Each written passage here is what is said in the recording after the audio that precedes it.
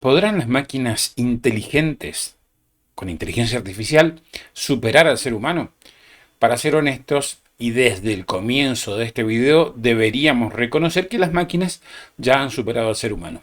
Al menos son mejores que cualquier ser humano jugando al ajedrez o al Go, realizando cálculos y procesamiento de datos a altísima velocidad, analizando datos y realizando predicciones con esos datos, y nos están superando además en la capacidad de conducir automóviles.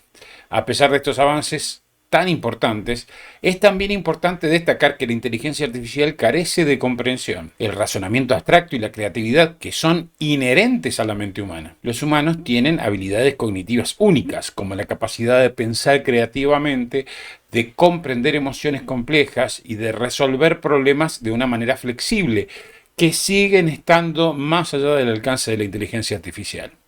Quizás algo más importante que comprender las emociones complejas sea la capacidad de sentir emociones, de empatizar con las emociones de los demás, cosas que pueden hacer no solo los humanos, sino los animales superiores. El que tenga un par de mascotas podrá haber visto a sus mascotas colaborar entre sí para ayudarse, podrá haber visto, por ejemplo, a una mascota compadecerse de la otra o simplemente jugar. Las máquinas no hacen estas cosas que un bebé de meses puede hacer sin ninguna clase de entrenamiento. Muchos creen en la posibilidad de que la máquina supere al hombre, pero también, en algún tiempo, los zoroastristas creían en el fuego, como que era una manifestación de la divinidad.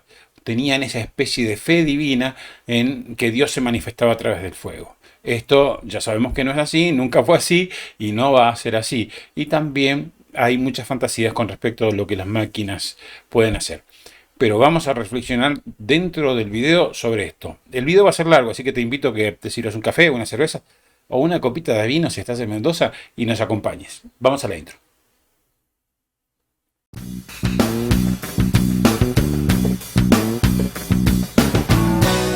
Antes de la intro te dije que hablaríamos acerca de si las máquinas pueden superar al ser humano. Para descubrir esto, vamos a usar algunos ejemplos e intentaremos definir el contorno, las fronteras del humano, sobre todo respecto a lo que parece su principal competidor, la inteligencia artificial. Pero antes agradecemos a Claudia Croseri, Máximo y Francisco de Sauturriestra, Emilce Quiroga y Viviana Nasif. Ellos hacen posible que hagamos este video y nos hacen posible llevar adelante el canal de YouTube. Les voy a contar algunas cosas curiosas, algunas historias curiosas, para que podamos comprender el fondo teórico de la propuesta.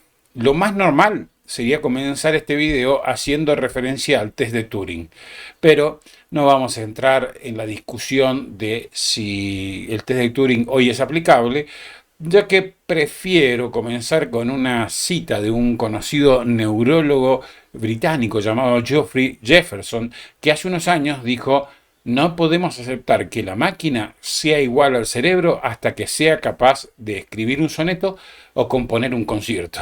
Resulta que hoy la máquina ya es capaz de escribir un soneto o componer un concierto. Esta frase de Jefferson parece haberse quedado atrasada tanto como el test de Turing. Da la impresión de que se quedaron atrás.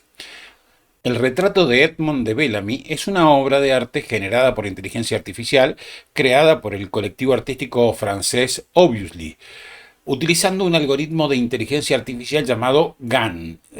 Son las iniciales de las redes generativas adversarias. Enseguida vamos a hablar de cómo trabajan esto. Esta pintura se hizo famosa en 2018 por ser la primera obra de arte generada por inteligencia artificial en ser subastada por una importante casa dedicada a esto. El retrato muestra a un hombre ficticio con rasgos borrosos y con una estética que se asemeja a una pintura clásica, pero con un toque abstracto de surrealista. Si todo va bien con la edición, ustedes deben estar viendo la pintura ahora. La imagen se caracteriza por su estilo difuso y misterioso, ya que el algoritmo GAN, o sea, las redes adversarias, redes generativas adversarias, fueron alimentadas con miles de retratos clásicos para aprender esos patrones y crear una nueva obra basada en esos datos. Las redes neuronales generativas adversarias son modelos de entrenamiento de inteligencia artificial basados en dos redes, una generadora y otra discriminadora. La red generadora envía información a la discriminadora y esta la analiza de manera que intenta verificar si cumple con determinadas condiciones. Por ejemplo, la red generadora envía imágenes a la discriminadora y ésta debe tratar de ver si esa imagen es de un gato o no.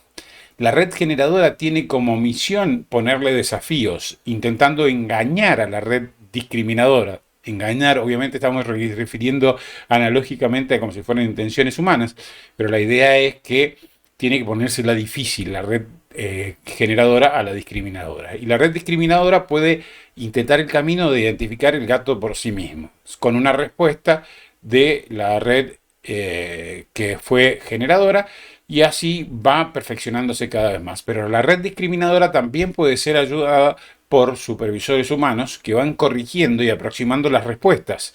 Es decir, si la red discriminadora se equivoca, puede haber un humano diciéndole ahí, no, esto no es un gato, esto sí es un gato, y ese tipo de cosas. Esto va restringiendo la posibilidad de errores y aumentando las probabilidades de que las respuestas sean correctas.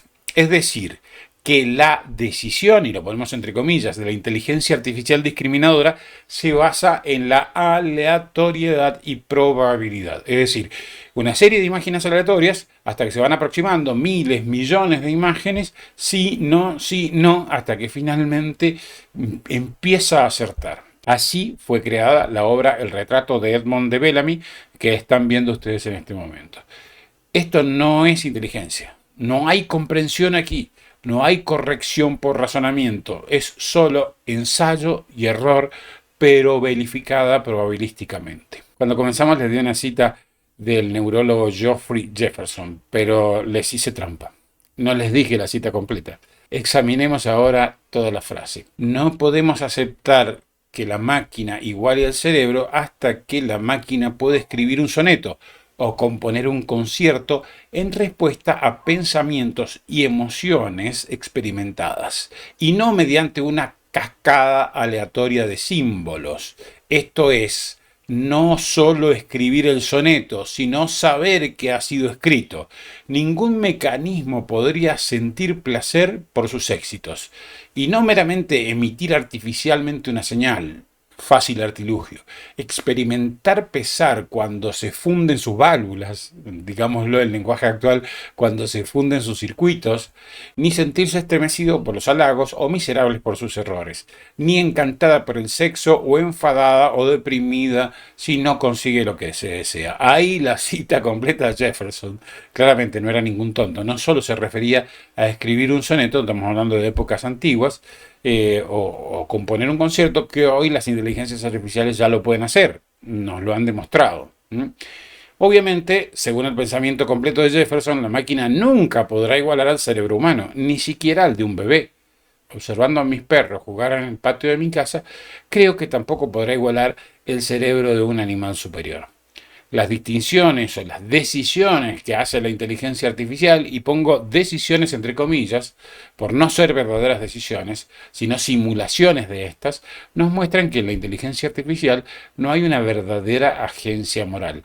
Los responsables de las decisiones podrán ser los fabricantes, los propietarios, los programadores, los que etiquetaron los datos, y toda la infinidad de sujetos que intervienen para poner a funcionar una inteligencia artificial. Una máquina, por su realidad de objeto, nunca podrá ser responsable. Los objetos carecen de agencia moral.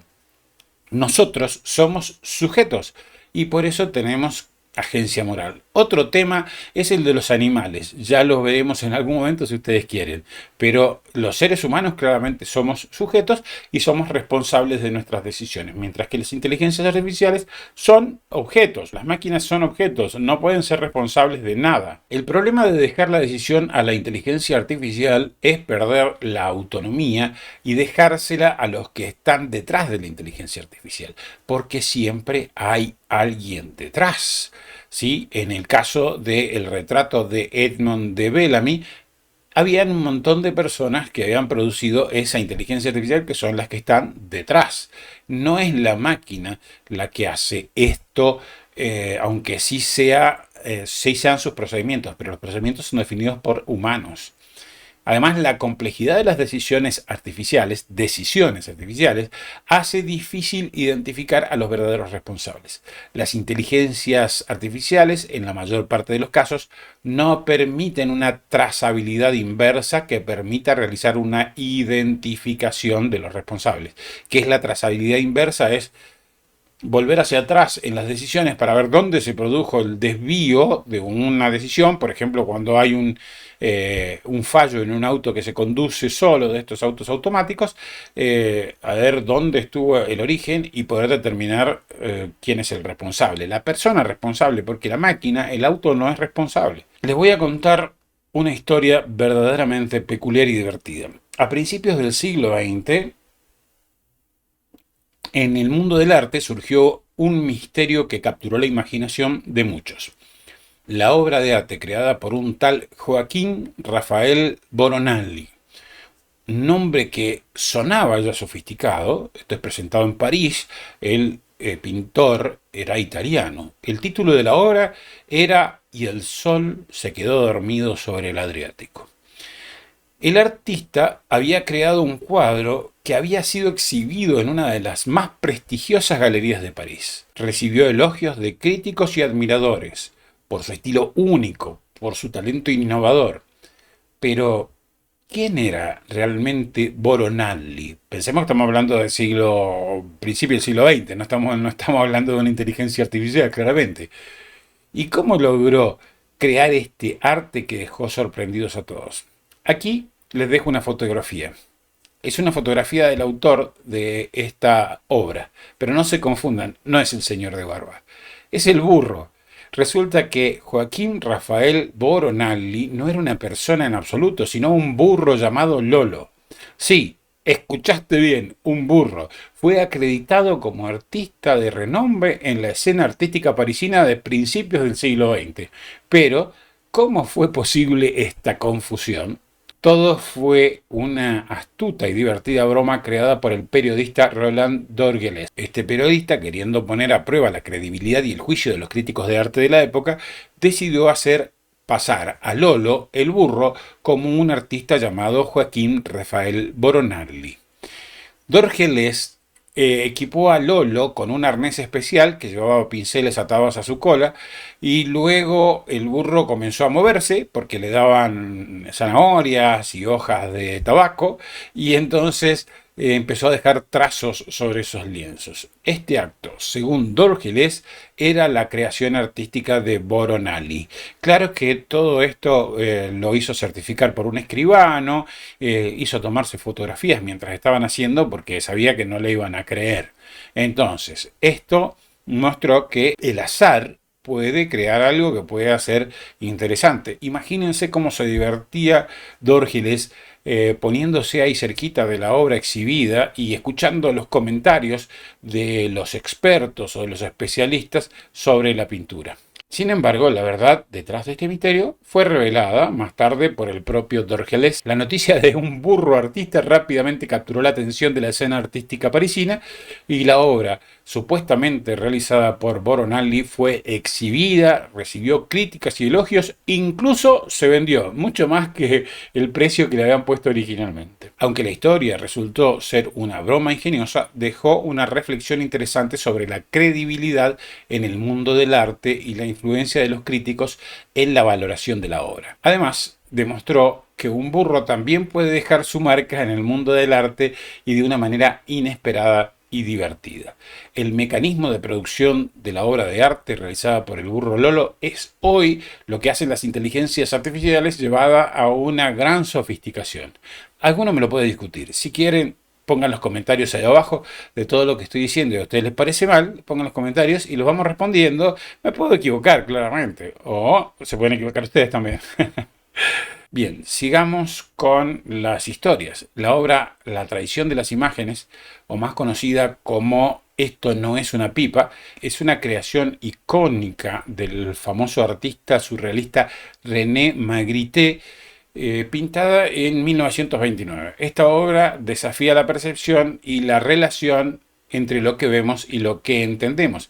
El cuadro muestra una imagen de una pipa y debajo de ella se lee una frase en francés que traducido al español significa esto no es una pipa. Magritte, o Magritte, no sé cómo se pronuncia, estaba interesado en cuestionar la representación de la realidad. Aunque el cuadro muestra una pipa, el artista nos desafía a afirmar que no es la pipa real, sino más bien la representación de una pipa. La diferencia entre la imagen de la pipa y la pipa real, aunque más propicia a causar confusión, es similar a la diferencia entre la mal llamada inteligencia artificial y la inteligencia natural humana. Cuando a Magritte le pidieron, le dijeron o lo criticaron porque decían claramente eso si era una pipa, la imagen de una pipa era una pipa, entonces él les contestaba, bueno, intenten llenarla de tabaco y fumarla. Claramente, a eso se estaba refiriendo. Es una representación. Bueno, la inteligencia artificial es de alguna manera una representación, una imitación de la inteligencia natural. Volviendo al tema de la responsabilidad de las decisiones, diremos que bajo la excusa de quitarnos las preocupaciones, con todas estas decisiones que toma la inteligencia artificial, lo que en realidad nos están quitando es la capacidad de decidir. Ya dijo hace muy poquito Sam Altman, el padre del ChatGPT, dijo que la inteligencia artificial será antes una gran manipuladora antes de llegar a una inteligencia artificial general. Si tienen ganas de ver las distintas clases de inteligencia artificial y ese tipo de cosas, la general, las más particulares y ese tipo de cosas, pueden ver los videos anteriores. Pero básicamente les digo, una inteligencia artificial particular o reducida o menor es aquella que se ocupa con expertise de una sola cosa. Por ejemplo, la máquina que juega al ajedrez. Mientras que la inteligencia artificial general podría hacer todo lo que hace un humano. Recientemente Google nos ha descubierto que ya tiene listo su inteligencia artificial que ha llamado Gemini o Gemini, creo que se pronuncia, no sé cómo se pronuncia, pero esta inteligencia artificial supuestamente puede hacer un montón de cosas y Google ha mostrado videos que me han dejado asombrados a más de uno, a mí también, hasta que descubrí que los videos en realidad están empalmados, están trucados, no trucados exactamente, pero sí manejados de manera que aparezca mucho más impresionante de lo que es. Es impresionante, pero no es así como si fuera una inteligencia humana, digamos. O sea, esto Google mismo en los papeles que muestran cómo se hizo el video, muestra que en realidad está como trucado de manera. No es exactamente un engaño, pero es medio magia, digamos. O sea, son truquitos de edición que lo hacen ver más real. Pero de todos modos no le negamos la capacidad o lo asombroso a Gemini, esta inteligencia artificial de Google. Nosotros mismos somos capaces, por un cierto sesgo o vulnerabilidad, de crear recuerdos en nuestra mente que nunca vivimos, solo por repetición. No sé si les ha pasado a ustedes. Yo he escuchado historias, cuando me junto con mis compañeros de secundaria, se escuchan las historias de las cosas que pasaron en aquella época tan lejana, y uno les escucha una y otra vez repetidas, nos divertimos con esas historias y van quedando marcadas en nuestra mente. De golpe, yo me encuentro contándole esa misma historia a otra persona y se la cuento como si hubiera estado allí. Y tengo hasta las imágenes como si hubiera estado allí, pero no estuve allí. Y no es que yo quiera engañar a las otras personas diciéndoles que estuve allí, simplemente me engaño a mí mismo. Soy capaz de crear recuerdos en mi mente que no existieron. Imaginemos que las inteligencias artificiales no van a necesitar un dispositivo insertado en nuestro cerebro para crearnos ideas o recuerdos propios. Solo bastará que repitan y repitan cosas y nos manejen la mente de esta manera, como decía Sam Altman, van a tener capacidad sobrehumana en la manipulación. De la misma manera que la pipa de Magritte no es una pipa, sino solo una representación o una imagen, la pretensión de que sea una pipa real se disuelve cuando intentamos cargarla de tabaco o fumarla. La inteligencia artificial no es inteligencia y se comprueba cuando intentamos culparla de un mal diagnóstico médico, por ejemplo. Alguien que le haga un juicio de mala praxis a una inteligencia artificial. Estaríamos transitando el camino de la traición de las imágenes a la traición de la inteligencia. Las inteligencias artificiales, como herramientas de la inteligencia humana, son muy potentes, pero debemos evitar el error de tratar de hacerlas competir con la inteligencia humana, ya que la ilusión de que por poder realizar algunas tareas como el ajedrez, el Go, el procesamiento de datos con mayor eficiencia, pueden hacernos creer que tal competencia es posible. Y no, es imposible, salvo que nosotros nos transformemos en imitadores de las máquinas. Y esto pasa. No sé si ustedes han llamado alguna vez a uno de esos sitios de atención al cliente que te atiende una máquina y después de pulsar 1000 botones terminás hablando con una persona.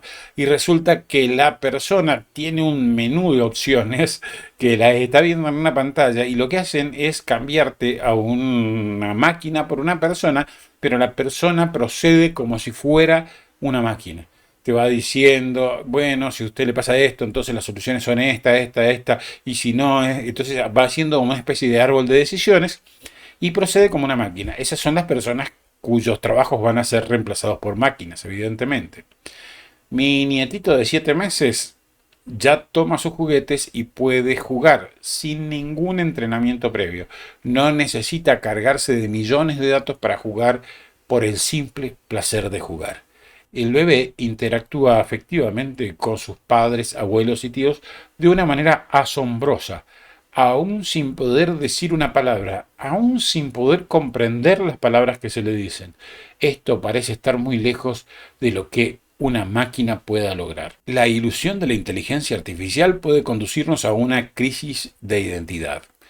Ya no solo hay jóvenes, que esto me asombró muchísimo, que son capaces de interactuar con las inteligencias artificiales de un modo como si tuvieran cierta intimidad o afectividad con la inteligencia artificial. Esto nos deja perplejos, pero no debemos asombrarnos tanto, ya que cualquiera de nosotros es capaz de confundirse y terminar pidiéndole perdón a ChatGPT por un error de expresión.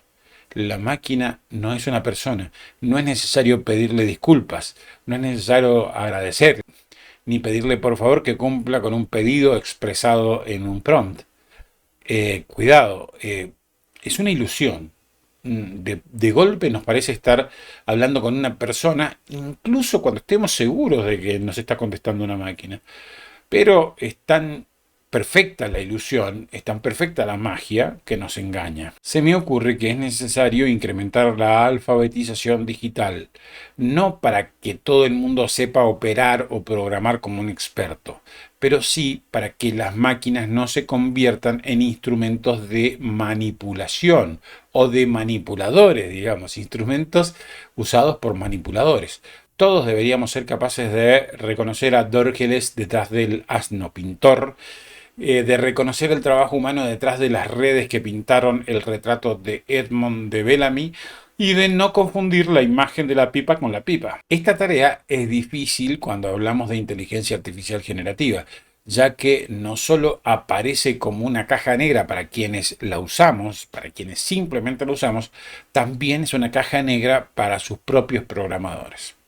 Se hace perentorio exigir a las empresas o individuos que producen inteligencias artificiales la explicabilidad de los procesos por medio de una trazabilidad inversa, es decir, trazando el camino inverso desde el resultado por dónde fue pasando toda la información hasta que podamos determinar dónde fue tomada la mala decisión y quién es el responsable de esa mala decisión, ya sean las empresas, los programadores, los propietarios de la máquina, los entrenadores, los proveedores, los etiquetadores de datos. Bueno, hay una parafernalia increíble, un equipo impresionante que interviene en esto, pero debemos poder determinar quiénes son los responsables. Si no identificamos a las personas detrás del asno pintor, podremos creer que el responsable del engaño es el asno y no Roland de Gerles. No nos engañemos.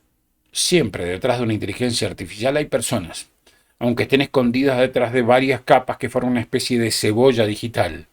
Ellas, las inteligencias artificiales, nos podrán reemplazar en algunas tareas, pero el ser humano será siempre imprescindible. Espero que les haya gustado este video. Llegamos al final, nos despedimos, pero antes agradecemos a Claudia Croseri, Máximo y Francisco de Souturriestra, Emilce Quiroga y Viviana Nasif. Ellos hacen posible que hagamos este video. Hasta la semana que viene. Chau.